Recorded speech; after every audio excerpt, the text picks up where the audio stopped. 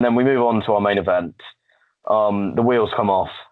Imperium, Marcel and Fabian Eichner take on the Undisputed Era, Kyle O'Reilly and Bobby Fish for the NXT Tag Team titles, currently held by Imperium.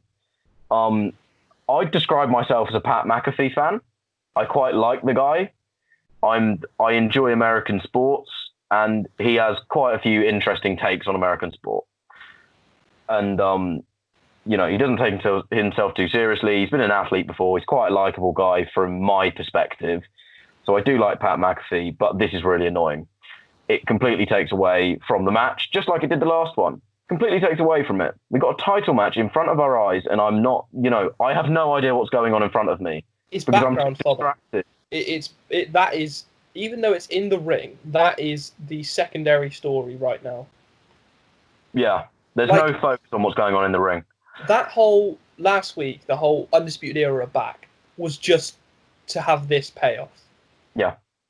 That is beyond terrible.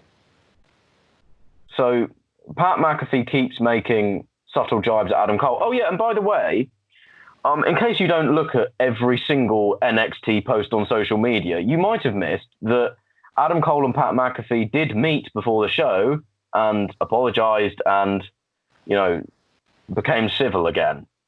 And then I had no idea this was happening until they explained it. Just show it on the show, man. I'm not on top of WWE social media 24 hours a day. So yeah, put that on the show. That's from an editorial standpoint. Pat McAfee keeps making subtle jibes at Adam Cole in spite of this, which is fine. That's not horrendous. And for some reason, this really irritates Beth Phoenix. This makes her mad. She's fuming. I don't understand why. Despite being the face on the broadcast, the commentary sold this as if McAfee was slagging off Cole's entire family with some of the crudest words possible he could use. He basically called him short. That was it. He called him an ass. Yeah. The thing is, Beth walked out on the match pretty quickly. Before it got blatantly obvious what he was doing, she walked out on the match. And you know what? I'm kind of glad she did, because I don't know how difficult it is to say the word Fabian Eichner. It's Eichner, not Eichner. I've never struggled with it myself. Mauro literally says it before and after she says it, as if to go, yo, Beth, it's said like this. Sorry. Just come on. Beth, to begin with, was terrible. She's gotten better, but this was early Beth bad. Beth is not a good commentator. I'm sorry. She's great. She genuinely is really good. She's done a lot for women's wrestling that it's not necessarily front and center, but she has done quite a lot, and she was part of progressing from, model wrestlers to actual female superstars that they are now. So she's a big part of that. This is no disrespect to her as a person, but commentary, I don't think is her gig. So she, for some reason, is really irritated by Pat McAfee's insults. I say they're not even insults. They're just little jibes at Adam Cole. And it angers her so much that she leaves the broadcast. She goes, I'm done. And she leaves. Despite, in reality, she has been doing the exact same thing in a far less entertaining way for at least 2 or 3 years. She's always been face commentator. You have been doing the same thing that he's doing in a less entertaining way. There is no difference. Why is this annoying you all of a sudden? And this is what started, the commentary may have been it was irritating because it was in the way of something really good happening in the ring. Because, by the way, the match was pretty good. But the best thing about the commentary itself was McAfee's subtle, childish insults, I thought. Yeah. I'm not shitting on Pat McAfee in this. I thought he did a fine job. He did. For what he was asked to do, I thought he did a fine job. So with Beth Phoenix leaving the broadcast, I was starting to think, okay, is this a us v them? Kind of, oh, he's not a wrestler and he's coming over and getting involved in our product. Yeah. Or is McAfee a heel? But if he is a heel, why is Adam Cole a face? Adam Cole's a prick. We all know he is, and he has been for years. That's how he. That is who his character is, and that should never change. That is all he has ever been. In, to my knowledge, in the independent scene as well. So it's the reason that he is who he is and why he's so well respected in the wrestling world. Why all of a sudden is he a face just because Pat McAfee's turned up? Yeah. So that's confusing. Tom and Mauro are effectively telling him off for the rest of the match. More Tom than Mauro. Mauro is trying to call the match. Mauro did it once or twice. Mauro, something happens in the match, and he tries to call it, but he just can't. And eventually, he down the same route as Tom and Beth, where they're just like, "Wow, they're just basically telling Pat off." I mean, Mauro has, I'd say, at most 2 lines a minute. I'd say. Yeah. In this match, 3 at a push, and that's Mauro. Mauro is a chatty guy, and that's a compliment. He's my favourite commentator. I love him to bits, but he gets 2 or 3 sentences in a minute, and he's supposed to be a chatty commentator. So we're not really hearing from him.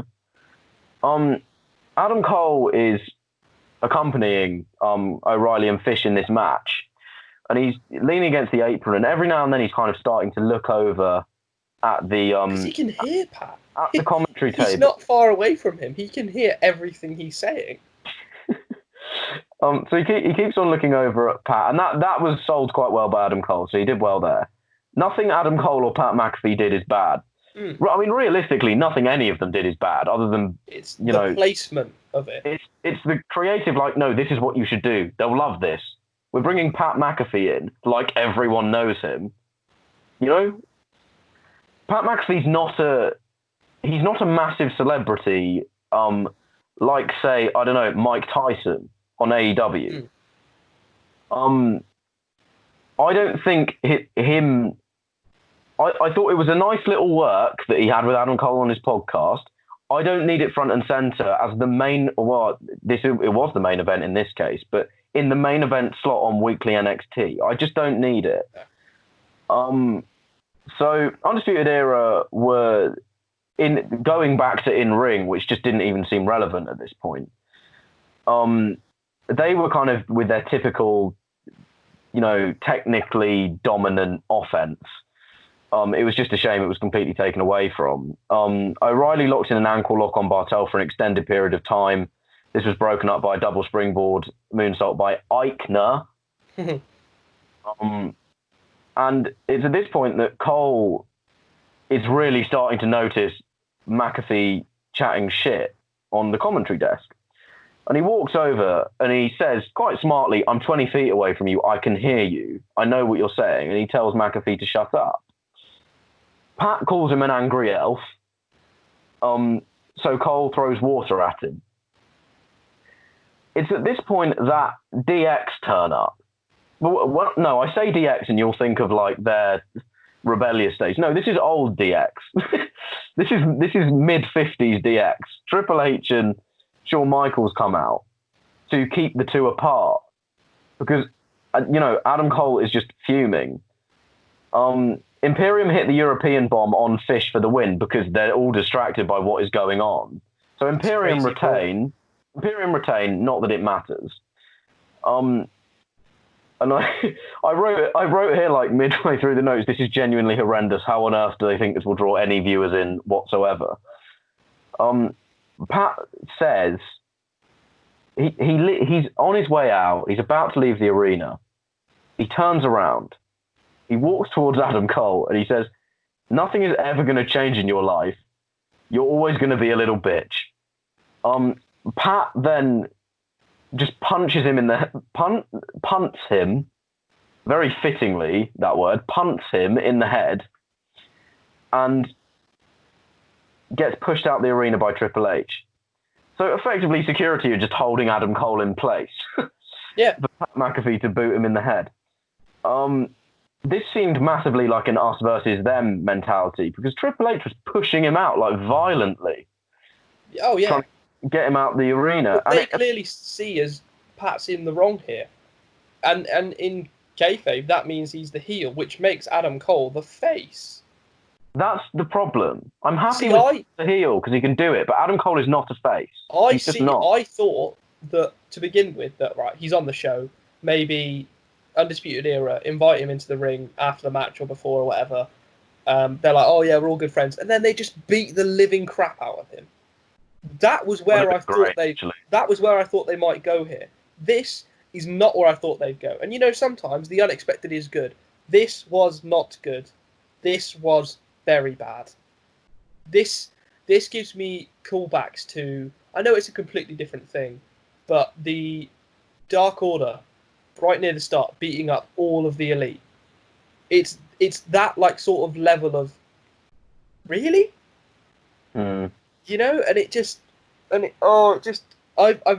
I've taken 5 things here, and I've said, firstly, no one wants to see Pat McAfee v Adam Cole. No one.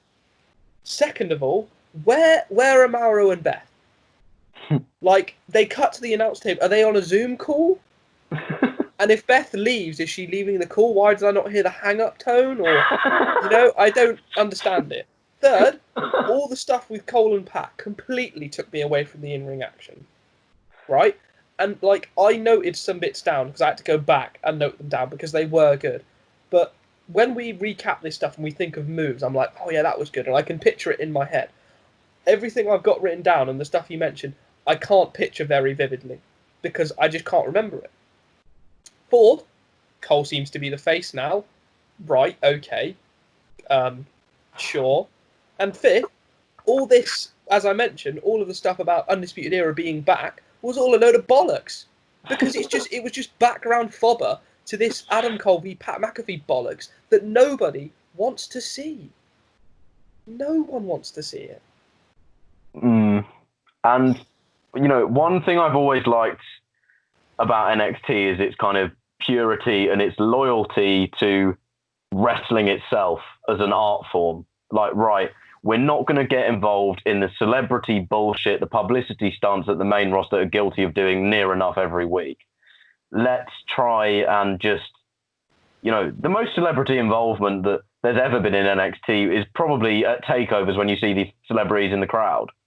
And you know, I always quite enjoy that. I'm like, oh, they're a cool guy. Okay, good. You know that, and I enjoy that. Right. Okay. Are we looking? So the schedule looking ahead is Adam Cole versus Pat McAfee going to be at Takeover? Yes. Because I already know this because I was on Twitter before we started recording, and Triple H has laid down the challenge to Pat McAfee on behalf of Adam Cole. Triple H? Why does Triple H want to lay it down? Us against them? But if anyone wants to see this match, why is it us against them? Who's them? Footballers? I don't know. Outsiders? But that is asinine. That is asinine. That's not... Yeah, that'll really draw viewers in, won't it? Anyone who doesn't like wrestling is the enemy. I have no desire to see this match.